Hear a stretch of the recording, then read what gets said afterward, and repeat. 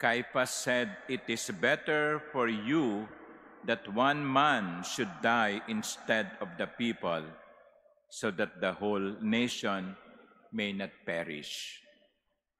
In so many words, Caiaphas was saying, better him than us. Better him than us. We would rather have Jesus crucified than us getting destroyed.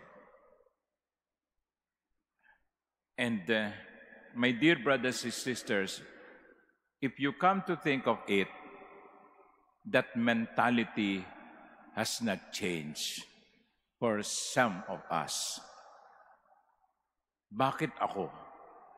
Bakit ako palalamang? Bakit ako magpaparaya? Well, siya na lang, no? Kaya hindi masyadong nagbago ang takbo ng mundo sapagkat hindi nagbago ang pag-iisip.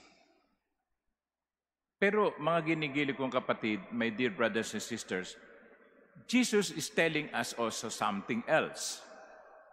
Better me than you. Better me than you.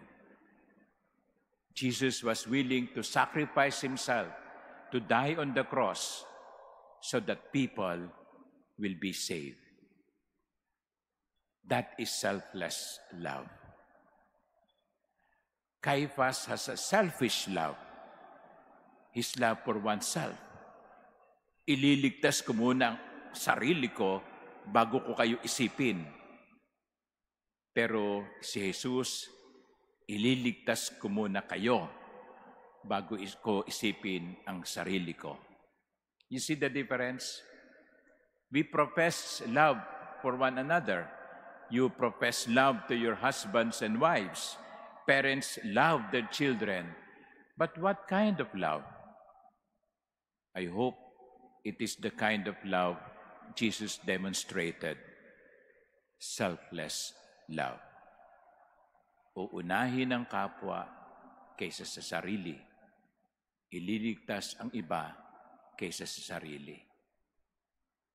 Amen.